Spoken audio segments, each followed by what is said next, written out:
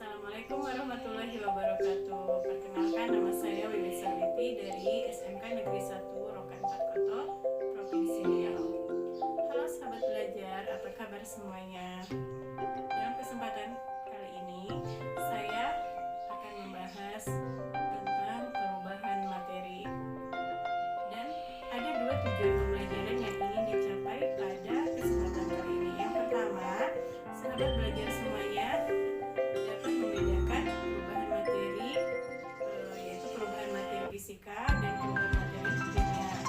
Tujuan pembelajaran yang kedua, sahabat belajar semua dapat mengklasifikasikan perubahan materi dalam kehidupan sehari-hari, apakah dia termasuk dalam perubahan kimia ataupun dalam perubahan fisika. Nah, untuk lebih jelasnya, marilah kita simak tayangan berikut.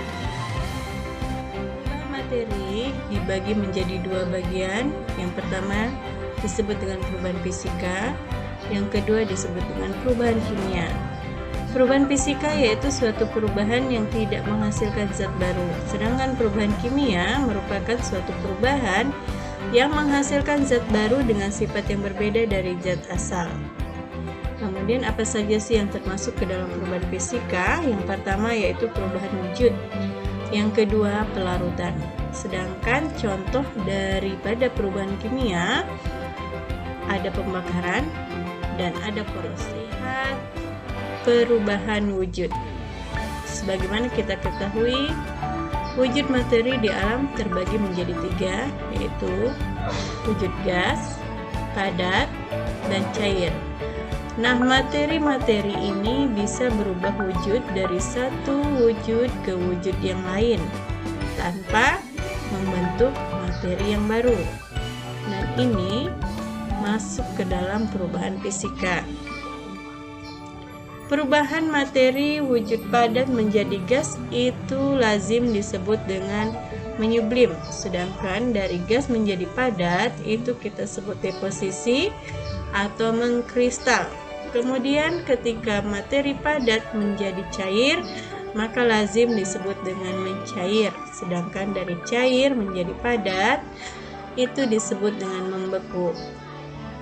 Perubahan materi cair menjadi gas itu disebut dengan menguap. Sedangkan dari gas menjadi cair, itu kita sebut dengan mengembun. Bagaimana sahabat rumah belajar?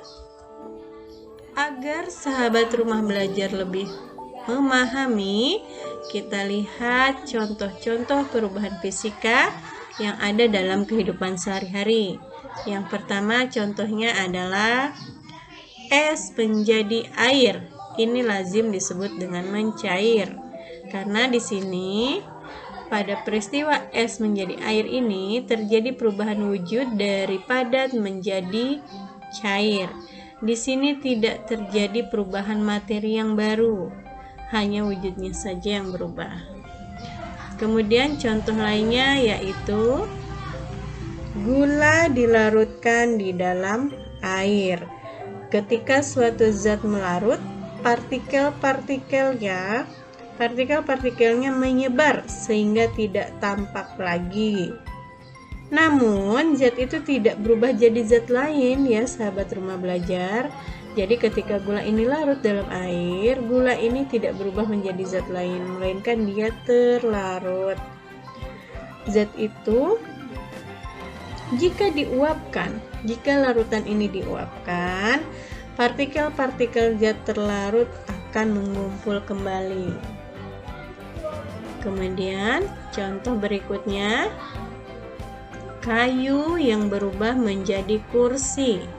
Ketika kayu ini berubah menjadi kursi, maka ini hanya yang terjadi hanya perubahan bentuk saja. Tidak terjadi materi yang baru. Maka ini termasuk ke dalam perubahan fisika. Sahabat rumah belajar, kemudian kita akan melihat contoh-contoh perubahan kimia dalam kehidupan sehari-hari. Yang pertama itu ada pembakaran. Di sini misalnya contohnya adalah kayu yang dibakar, maka akan terjadi perubahan materi dari semulanya kayu akan berubah menjadi arang atau abu. Contoh yang kedua misalnya korosi, ini lazim terjadi pada logam. Contohnya besi yang berkarat itu merupakan salah satu contoh daripada perubahan kimia. Yang ketiga contohnya itu beras menjadi nasi.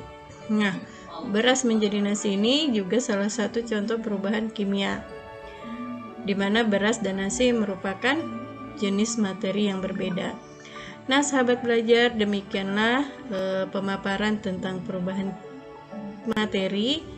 Mudah-mudahan bermanfaat bagi kita semuanya. Oke, bagaimana setelah melihat tayangan tadi? Mudah-mudahan sahabat belajar semua paham ya apa yang saya sampaikan. Nah, untuk pertemuan kali ini saya rasa cukup sampai di sini. Semoga kita bisa berjumpa di pertemuan